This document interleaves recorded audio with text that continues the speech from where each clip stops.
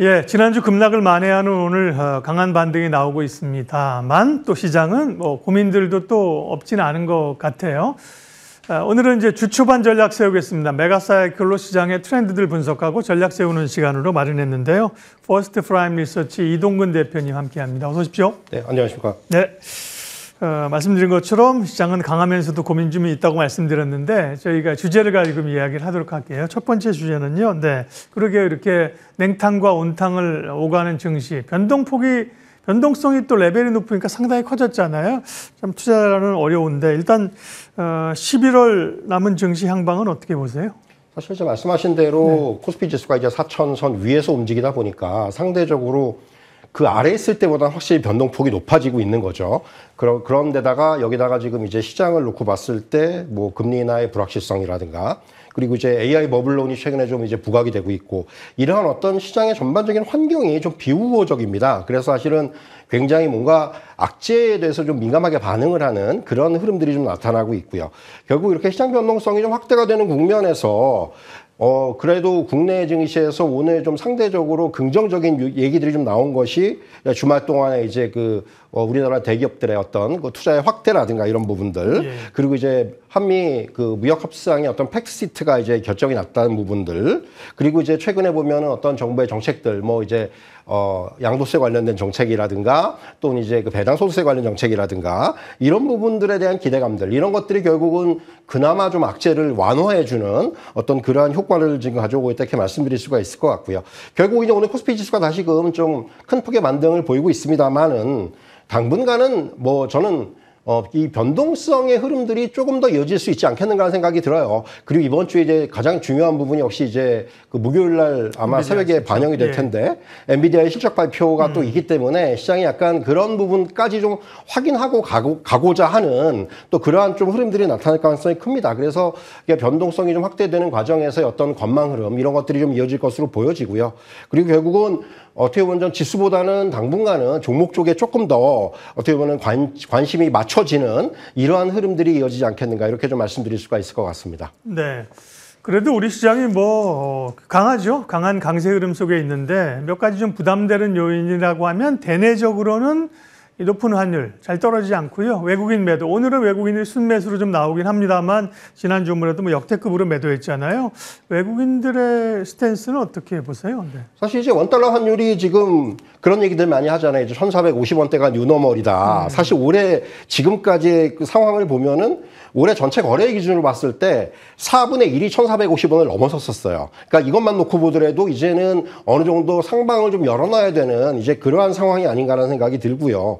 결국 지금 이러한 부분들이 어떻게 보면 구조적인 그런 그 상승기가 아니냐는 생각이 드는 게 지금 가장 큰 이유 중에 하나가 우리나라 분들, 내국인의 해외 투자가 계속 증가를 하고 있다는 거죠. 결국 이런 부분들이 어떻게 보면 지금 계속된 이런 그 원달러 환율의 상승을 가져오는 굉장히 중요한 요인으로 작용하고 있고, 최근에는 이제 뭐 아시겠지만은 또 달러 약세가 또 나타나면서 이러한 부분들이 좀 부추기는 측면도 있고요. 결국 그런 부분들, 결국 이렇게 이제 시장이 좀 이제 환율에 대해서 어느 정도 민감성을 가지고 있었는데, 사실 최근에 또 흐름을 보면은 원달러 환율이 꼭 외국인의 매도의 어떤 굉장히 중요한 요인으로 작용하고 있지는 않아요. 사실 엄밀히 보면. 그렇기 때문에 이런 부분까지 좀 폭넓게 보면은 앞에서 말씀드린 대로 이제는 어느 정도 이제 원달러 환율이 1,450원 정도에서의 어떤 움직임이 좀 일상화된 것이 아닌가라는 생각이 들고요. 또 한편으로는 사실 뭐 외국인들이 이렇게 매도를 많이 하고 있고 하지만은 그럼에도 불구하고 우리 증시는 상대적으로 잘 버티고 있다고 생각을 합니다. 이것들이 이제 개인들의 어떤 시장 영향력이 그동안 상당히 많이 확대가 돼가면서 이것들이 어떻게 보면 하방 경직에 가장 중요한 또 역할을 하고 있거든요. 그래서 사실은 지금 외국인들의 매도세가 오늘은 물론 이제 조금 외국인들이 순매수로 돌아서긴 했습니다만은 계속 이런 부분들 나타나더라도 어느 정도 시장의 하방 경직은 좀 유지가 되지 않겠는가, 좀 이런 말씀은 좀 드릴 수 있을 것 같습니다. 네, 다음 섹터 이야기하겠습니다. 다음 주제 보여주시면요. 역시 반도체 얘기를 계속해서 반복해서 안 할 수가 없는 상황들이죠. 일단 반도체 가격이 계속 오르고요. 그런 외신 보도들로 인해서 삼성전자가 가격을 이제 계속 올린다. 삼성전자, 하이닉스. 하이닉스도 여전히 흔들리지만 계속 가는 국면인데요. 반도체 투탑에 관한 전략. 네. 그리고 어쨌든 메모리 가격 상승 전반적으로 캐파가 큰 것은 삼성전자이기 때문에 그런 게 부각되면 삼성전자가 조금 더 유리할 거라는 시각이 시장에 많습니다. 사실 이제 말씀하신 대로 삼성전자가 이번 달에 이제 일부 메모리 제품과 계약 가격을 한 60% 정도, 이게 지난달 대비가 아니고 9월 대비예요. 왜 지난달 데이터가 없냐면은 10월에는 이제 그 공급 계약가를 정하지 않았어요. 예. 그만큼 지금 워낙 변동성이 크다 보니까 삼성전자 입장에서도 하고 이제 좀 보다가 이제 11월 달에 이제 가격을 인상하는 쪽으로 아마 방향을 잡은 것 같고요. 그만큼 지금 이러한 그 메모리 가격의 상승세가 눈에 띄게 두드러지고 있다, 이렇게 말씀드릴 수가 있을 것 같고요. 결국 이 바꿔 말씀드리면은 뭐 삼성전자 같은 회사들은 이제 메모리 쪽에서의 어떤 주도권을 가질 수 있는, 그래서 이제 가격에 대해서 이제 좀 협상력을 가지는 아마 이러한 지금 분위기가 연출이 되고 있다, 이렇게 말씀드릴 수 있겠고요. 사실 이제 이렇게 이제 메모리 슈퍼사이클 얘기가 나오면서 앵커께서 말씀하셨지만 사실은 삼성전자가 상대적으로 유리한 것이 아니냐는 얘기를 많이 하고 있거든요. 그러니까 지금 당장 내년 영업이익 전망치를 보더라도 최근에 뭐 이제 어떻게 보면 이제는 기준점이 되는 것이 한 70조대 중반. 더 나가서는 이제 많은 애널리스트들이 내년에 삼성전자가 80조 이상의 영업이익을 낼 것이다라는 그런 전망치를 내놓고 있거든요. 이런 것만 놓고 보더라도 확실히 지금 삼성전자라든가 SK하이닉스의 입장에서는 상당히 좀 좋은 기회를 잡았다고 말씀드릴 수가 있을 것 같고요. 뭐 오늘 이제 대규모의 투자 얘기도 나왔습니다만은 어쨌든 간에 이런 부분들에 의해서 어떤 이러한 그 사이클 자체가 좀 더 이어질 수 있지 않겠는가. 그래서 삼성전자 같은 경우는 저는 뭐 지금도 뭐 이렇게 조정이 나올 때 뭐 이것이 뭐 얼마에 사야 된다라는 그런 측면보다도 조정이 나올 때 이제 좀 더 모아갈 수 있는 이런 전략도 지금은 유효해 보이지 않나, 이렇게 말씀드릴 수가 있을 것 같네요.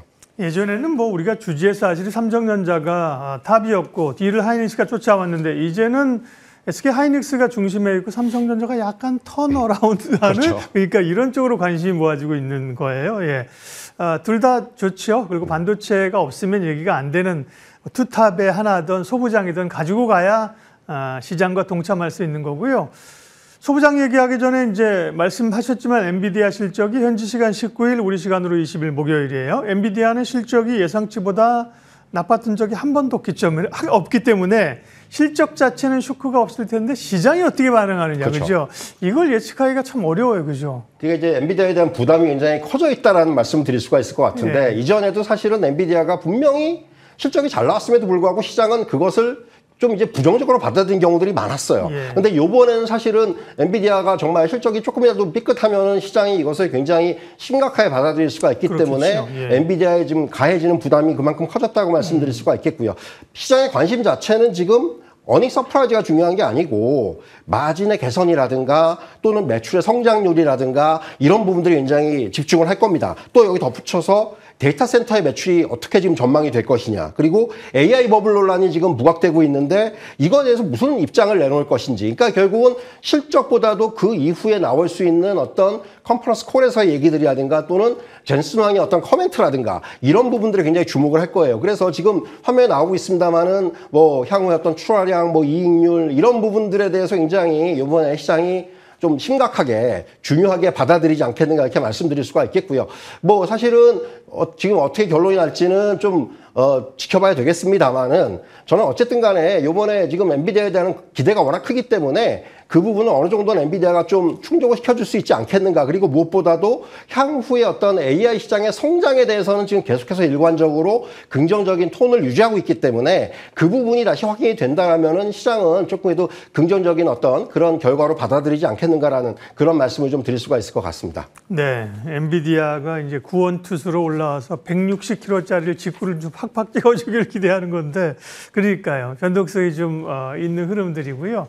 다음 소부장 전략입니다. 사실은 반도체 투탑은 흔들려도 그렇게 투자자들이 불안감이 없어요. 흔들리면 사자라는 입장일 텐데 소부장들은 뭐 따라가면서 수익을 꽤 낸 것 같다가 최근에 좀 사실 주춤했어요. 근데 오늘 이제 삼전이나 하이닉스의 투자 소식, 그리고 뭐 기판 쪽으로 해서 이수페타시스 이런 쪽으로 강하게 오르는데요. 소부장 전략은 어떻게 가져가야 돼요? 말씀하신 대로 일단 오늘 대규모 투자 발표를 반영하면서 특히 지금 나오고 있습니다만은 뭐 이제 장비주라든가 소재주라든가 이런 쪽에서의 어떤 그 투자 심리가 좀 긍정적으로 좀 바뀌는 그런 모습인데, 요번에 이제 그 주가의 흐름을 보면은 사실은 실적의 반영 시기라는 측면이 굉장히 중요하게 작용을 한 것 같아요. 요번에 이제 3분기 실적 나왔을 때 그러니까 결국은 주가가 오른 것은 내년 이후의 실적을 미리 좀 이제 우리가 기대감에 의해서 주가는 올랐는데 막상 3분기 실적이 나오니까 예상에 못 미친 기업들이 많았고 이런 기업들은 주가가 또 흔들렸죠. 근데 결국은 저는 이제 내년 이후에 실적이 어떻게 나올 것인지, 이게 증가를 할 것인지, 뭐 장비가 어떻게 많이 들어갈 것인지 이런 부분들이 향후에는 굉장히 주가에 굉장히 이제 중요하게 영향을 미칠 것으로 예상을 하고 있고요. 그래서 뭐 지금 장비주라든가 소재 관련주도 마찬가지로 저는 주가가 이렇게 이번에 뭐 실적 때문에 주가 많이 밀렸다. 이것이 또 하나의 매수 기회가 될 수 있다. 결국은 내년 이후를 보고 지금은 들어갈 필요가 있을 거고, 저는 특히 이제 삼성전자 쪽에 어떤 납품되는 이런 장비주들에 대한 그 향후의 추가적인 납품 스케줄이라든가 이런 부분들이 굉장히 주가에는 중요하게 작용을 할 수 있지 않겠는가, 이렇게 좀 말씀드릴 수가 있을 것 같습니다.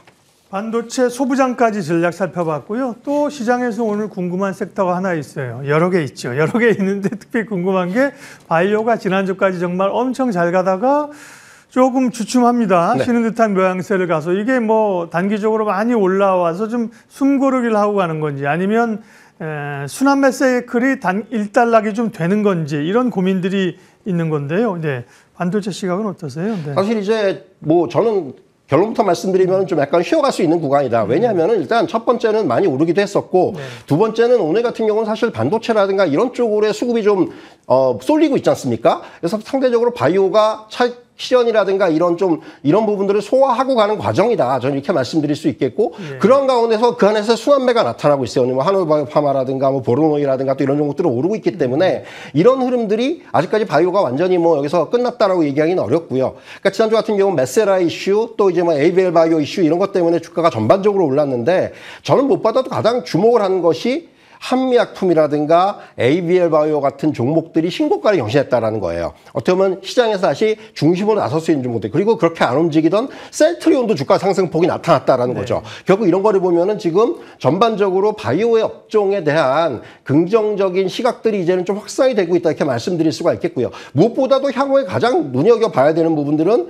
이제는 그동안 기대감이었다라면은 이제부터는 실적이라든가 기술 수출이라든가 이런 그 어떤 현실적인 부분들이 주가에는 굉장히 영향을 미칠 수 있다. 이렇게 좀 정리를 해드릴 수 있을 것 같습니다. 네, 바이오가 뭐 지난주에 말씀하신 것처럼 강했습니다만 이 정도에서 끝나면 바이오가 아니다. 그죠? 뭔가 그 에너지를 그렇죠. 응축하고 있는 것 같은 모양새로 우리가 이제 느껴집니다. 그러면 이제 바이오 전략인데요. 네. 말씀하신 기술 수출이나 비만 이런 게 이제 포인트였고 하키 모멘텀 이런 게 있었잖아요. 포인트 좀 짚어주세요. 네. 사실 이제 세 가지 이런 키워드라고 생각을 해요. 여전히 플랫폼, 비만, 그리고 CDMO인데 상대적으로 이제 플랫폼이나 비만이 최근에 이제 여러 가지 호재들이 나오면서 돋보였었고, CDMO가 조금은 이제 주가가 좀 아직까지 부진한데 향후에는 CDMO 관련주들도 좀 유심히 봐야 된다고 생각을 하고요. 네. 그리고 말씀드린 대로 결국은 기술 수출의 모멘텀이라든가 실적들에 따라서 이제부터는 주가의 차별화가 나타날 수가 있으니까 그 부분도 우리가 좀 이제 투자 전략으로 좀 대응할 필요가 있다, 이렇게 말씀을 드리겠습니다. 그러니까 제약주 가운데서 제약바이오에서도 대장주군에 있는 종목들, 뭐 ABL 바이오 말씀하셨고, 뭐 ABL 바이오, 알테오젠, 리가케미 소위 3대장이잖아요. 그렇죠. 그리고 이제 한미약품 같은 데 예. 좋게 보시고 맞습니다. 그런 쪽을 좋게 보셨습니다. 제약바이오 쪽에서는 조금 더 추가 질문이 있는데, 네. 의료 AI 관련 그 주가 한 번만 보여주세요. 맞습니다. 오늘 의료 AI도 사실 최근에 별로 뭐 옛날에 뭐 루니 이런 게 엄청 명성이었는데 그에 비하면 요즘 관심이 좀 떨어졌는데요. 네. 오늘 보면 의료 AI 관련주들이 강한 모양새를 보이고 있는데 평가 좀 해주십시오. 사실 이제 이거는 어떻게 보면 지금 처음에 나오셨지만 성장성이 가장 중요해요. 네. 그리고 두 번째는 역시 최근에 이제 정부의 어떤 의료 AI 관련된 정책에 대한 부분들, 이거는 우리나라도 그렇고 최근에 미국도 마찬가지입니다. 미국도 의료 AI 관련해서 지금 규제들을 대폭 완화하는 쪽으로 가고 있거든요. 이런 것들이 결국 우리나라 이런 그 업체들한테도 상당히 인센티브로 작용할 수가 있기 때문에 결국 이런 것들, 정책이 지금은 주가를 이끌고 있고, 그리고 그동안 워낙에 시장에서 소외가 돼 있었기 때문에 그 부분도 조금은 작용하는 측면이 이렇게 말씀드릴 수가 있겠고요. 그래서 지금 사실 주가가 지난주부터 굉장히 많이 올랐습니다. 네. 그래서 지금보다는 저는 의료의 관련주들은 향후에도 이런 모멘텀들이 반복이 될 수가 있기 때문에 오히려 지금 좀 조정이 나올 때 어떻게 보면 이제 좀 그 잡아보는 이러한 전략이 지금 유효하지 않나. 너무 이렇게 어떤 올라가는 종목들을 추격 매수하기보다는 이게 좀 조정이 나올 때를 좀 기다려보는 이런 전략도 필요하다. 이렇게 좀 말씀을 드리겠습니다. 이제 뭐 올라가면서 하고 싶죠, 인간의 심리가. 그죠? 조정받을 때는 관심 없어요. 조정받을 때 용기를 내서 하려면 기업에 대해서 알아야 되거든요. 그렇죠. 예, 그래서 스터디가 필요한 거고요. 바이오 섹터까지 핵심 섹터들 트렌드 분석했고, 네. 대표님 오늘 관심 종목 알려주세요. 준비하시고. 사실 이제 시장에서 관심이 좀 덜한 종목인데 실리콘2예요. 그러니까 이게 화장품이 그동안 사실 굉장히 좀 시장 찬밥 대우를 받았는데 이제 어느 정도 좀 볼 때가 되지 않았나 생각이 들어요. 오늘도 이제 마이너스에서 지금 플러스로 돌리고 있는데 그러니까 3분기 일단 실적 자체가 시장 예상을 상회를 했고요. 그리고 미국 지역에서 무엇보다도 세계 분기 만에 전년 대비 성장으로 전환했다는 부분이 가장 중요한 포인트라고 할 수가 있을 것 같습니다. 여기에다가 유럽이라든가 중동 지역의 본격적인 성장세가 시작이 됐다고 볼 수가 있기 때문에 이렇게 이제 사업 권역의 확장에 따른 성장 모멘텀이 좀 재현될 수 있는 이제 그러한 기대감이 있다. 그리고 무엇보다도 이 4분기가 아시겠지만 뭐 미국의 쇼핑 시즌을 비롯해서 뭔가 이제 좀 성수기에 접어듭니다. 그렇기 때문에 이러한 것에 대한 기대감을 지금 감안한다라면은 주가 자체는 지금 워낙 많이 빠져 있기 때문에 충분히 접근이 가능하다 이렇게 말씀드릴 수 있겠고 일단 목표가는 1차적으로 한 5만 원 정도 그리고 손절가는 3만 9천 원 정도로 제시해 드리도록 하겠습니다.